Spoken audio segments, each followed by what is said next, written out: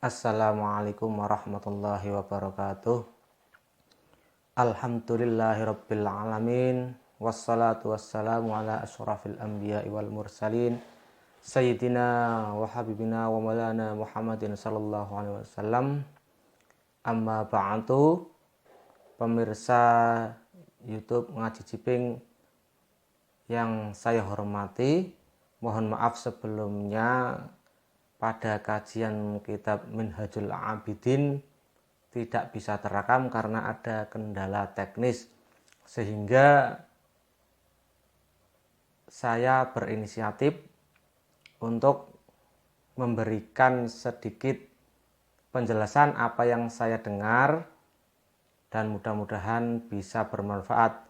Dan sekali lagi mohon maaf yang tentunya dalam penjelasan tersebut mungkin ada kata-kata yang tidak bisa dipahami atau kata-kata yang salah, makna yang tidak sesuai dengan aslinya. Sekali lagi saya memohon maaf yang sebesar-besarnya. Pada kajian sebelumnya ada jalan tahapan dalam melaksanakan ibadah, yang salah satunya yaitu rintangan yang harus dijalani. Rintangan tersebut ada 4, yang berupa dunia, harta benda, nafsu, kemudian dari setan, dan yang keempat dari makhluk. Kajian ini masih berupa kisi-kisi atau daftar isi, sehingga belum dijelaskan secara lengkap, hanya sebatas gambaran saja secara umum. Nah, dari rintangan yang berupa dunia itu ada 4 halangan yang harus kita tempuh dalam melaksanakan ibadah. Yang pertama yaitu berupa rezeki, kemudian kekhawatiran, yang ketiga adalah kepayahan atau susah, kemudian yang keempat adalah ketetapan dari Allah atau qadha. Pemirsa dimanapun Anda berada yang dirahmati Allah Subhanahu wa Ta'ala, adapun rintangan yang berupa rezeki, kita semua pasti tahu bahwa manusia itu membutuhkan rezeki, walaupun sebenarnya rezeki itu sudah, rezeki yang pokok itu sudah menjadi tanggungan Allah. Jadi sebenarnya kita tidak perlu khawatir. Akan tetapi kita harus menempuh rizki ya. Kita membutuhkan rizki untuk sarana ibadah.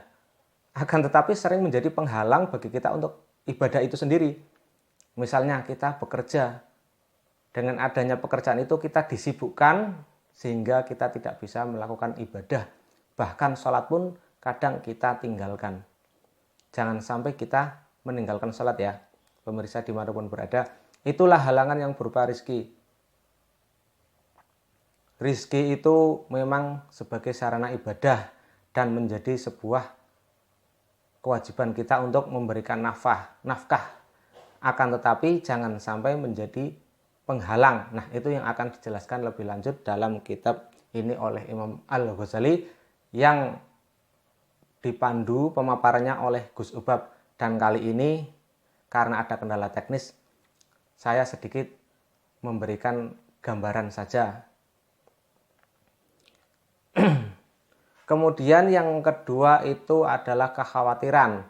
Setelah kita mencari rezeki, kita dikhawatirkan. Khawatir untuk tidak bisa mendapatkan rezeki, khawatir sekali, sehingga kita susah payah mencari rezeki, bekerja dari pagi hingga sore. Bahkan ada sebuah perusahaan yang karyawannya itu bekerja dari jam 7 pagi hingga jam 7 paginya lagi. 24 jam bekerja. Itu kekhawatiran kita terhadap mendapatkan rezeki, terhadap hidup. Kita khawatir tidak bisa mendapatkan rezeki, kita khawatir tidak bisa makan, kita khawatir tidak bisa seperti teman-teman yang lain, sehingga itu akan menjadi penghalang. Jelas itu akan menjadi penghalang karena kita sangat khawatir. Nah, kemudian yang ketiga, kita diberi kepayahan, payah atau kesusahan. Kita diberikan sakit, anak kita, keluarga kita terkadang sakit, sehingga kita tidak bisa melaksanakan ibadah. Itu menjadi penghalang bagi kita untuk melaksanakan ibadah. Kita payah,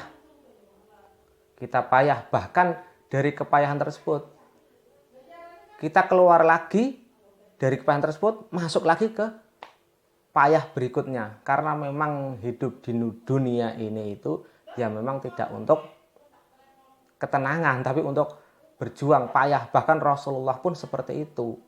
Seperti Nabi Adam diturunkan ke dunia itu payah, tidak berpakaian, sehingga harus membuat pakaian, harus memasak, sebelum memasak harus menanam tanaman dulu untuk dimasak, untuk dimakan.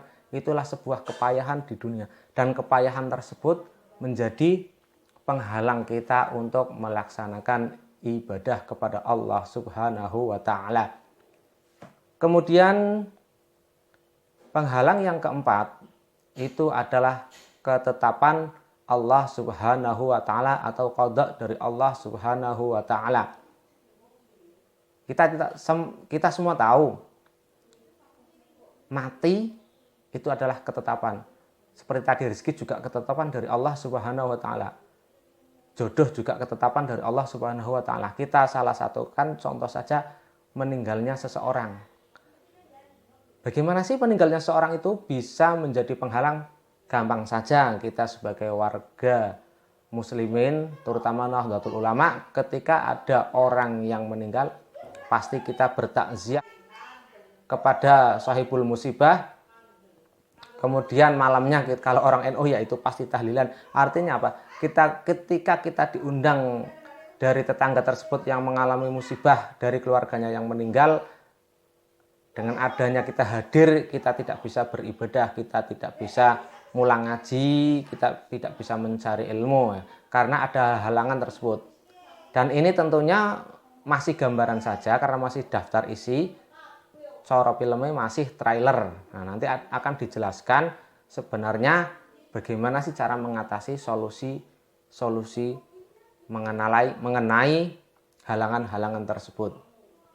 Nah, kemudian berikutnya rezeki. Terus ketika kita dihadapkan dengan halangan yang berupa rezeki itu, kita lakukan apa?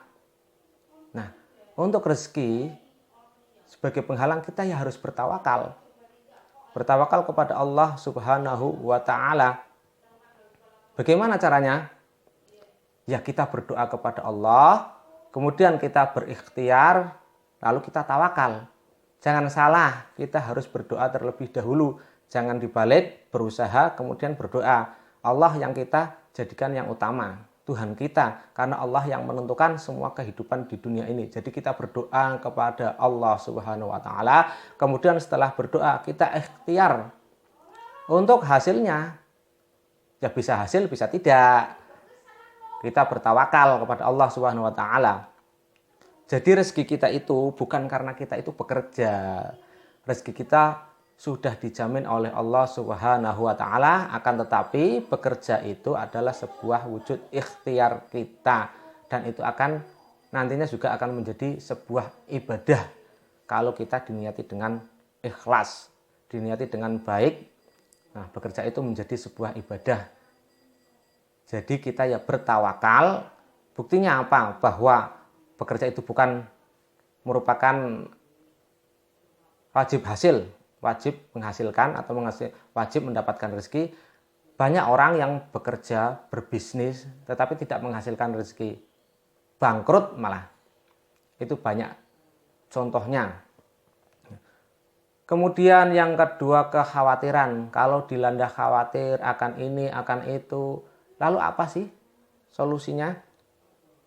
Nabi menganjurkan kepada kita, solusinya adalah pasrah. Kita pasrahkan saja kepada Allah Subhanahu wa ta'ala.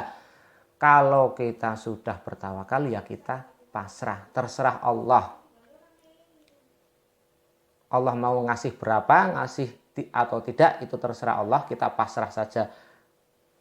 Kemudian yang ketiga, halangan yang ketiga yang berupa payah, kepayahan, susah dalam hidup, kepayahan dalam hidup, kita disuruh oleh Rasulullah Shallallahu Alaihi Wasallam untuk bersabar.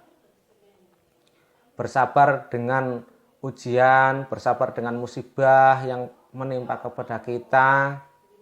Itulah sebuah jalan yang harus kita tempuh. Karena itu juga menjadi sebuah ibadah.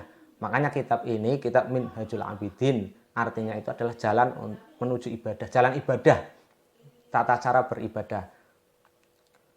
Kemudian yang keempat, qadha atau ketetapan dari Allah Subhanahu wa taala. Kalau kita sudah menerima ketetapan dari Allah Subhanahu wa taala, kita keluarganya ataupun tetangganya, keluarganya misalkan ditinggal oleh salah satu keluarga kita, anak kita, istri kita, ibu bapak kita, atau kerabat kita, saudara kita, ya kita adalah harus menerima ridho terhadap qada Allah Subhanahu wa taala, harus ridho dengan ketetapan Allah. Itulah tingkat yang tertinggi, harus ridho. Nah, qada tersebut juga menjadi penghalang, tentunya keluarga yang ditinggalkan, misalkan ketika ditinggal kena musibah tadi, oleh karena qada Allah Subhanahu wa taala, kita juga akan mengalami hambatan dalam beribadah, itu pasti. Nah, bagaimana mensikapinya nanti akan dijelaskan lebih lanjut dalam kitab ini. Ya, ini hanya sekilas saja. Kemudian ada sebuah hadis dari Rasulullah Subhanahu wa taala. Arabnya saya tidak bisa, ini hanya kutipan saja. Ada 3 poin. Yang pertama, orang yang bersabar menerima musibah itu akan dicatat pahalanya 300 derajat. Nah, banyak sekali ya, kalau sholat jamaah itu 20 derajat. Tapi kalau orang yang terkena musibah, diberi musibah kok sabar, itu dicatat pahalanya 300 derajat. Nah, enak kan? Enak, tapi jalannya itu juga akan payah. Itu menjadi jalan ibadah. Kemudian ada yang lebih tinggi lagi. Sabar dalam melaksanakan ibadah. Sabar dalam melaksanakan ibadah itu akan dicatat oleh Allah pahalanya 2 kali lipat dari sabar ketika terkena musibah. Berapa? 600 derajat. Jadi memang dalam beribadah itu kita butuh kesabaran. Kita harus bisa bersabar untuk bisa ngaji, bisa mendengarkan pengajian, bisa melaksanakan sholat, bisa membaca Al-Quran. Itu butuh kesabaran. Kalau kita tidak sabar, ya itu kita tidak bisa beribadah. Makanya diberi pahala 300, diberi pahala 600 derajat, lebih tinggi 2 kali lipat dari sabar ketika menghadapi musibah. Ada yang lebih tinggi lagi, Rasulullah mengatakan bahwa orang yang sabar untuk meninggalkan maksiat itu akan dicatat pahalanya 900 derajat, 3 kali lipat dari orang yang sabar terkena musibah. 900 derajat. Ketika ada maksiat, kita sabar bisa menahan, tidak melaksanakan maksiat tersebut. Nah, ada kemaksiatan, ada kemungkaran, kita sabar untuk tidak berbuat maksiat, untuk tidak berbuat mungkar. Itu pahalanya dicatat 900 derajat. Pemirsa dimanapun Anda berada, ngaji Jiping yang dirahmati Allah Subhanahu wa taala, insyaallah saya kira cukup sekian. Mohon maaf, tentunya banyak sekali kata-kata yang tidak tepat, kata-kata yang tidak kurang bisa dipahami, karena ini merupakan pembelajaran bagi saya. Mohon koreksinya, mohon dukungannya. Nah, ini agar tidak tidak ketinggalan saja. Jadi kalau yang sudah mengikuti dari awal, ya mudah-mudahan ini juga bisa sebagai bahan referensi. Kalau saya ini tidak, saya bikin seperti ini mungkin kan, aduh, nah tadi di mana hilang? Ya mohon maaf yang sebesar-besarnya. Dan saya juga mohon doanya agar pengkajian tersebut bisa rutin, tidak pernah let, sehingga bisa berantai terus menerus, bisa bermanfaat untuk kita semua fid dini wad dunya wal akhirah. Wallahul muwaffiq ila aqwamit thoriq. Wassalamualaikum warahmatullahi wabarakatuh.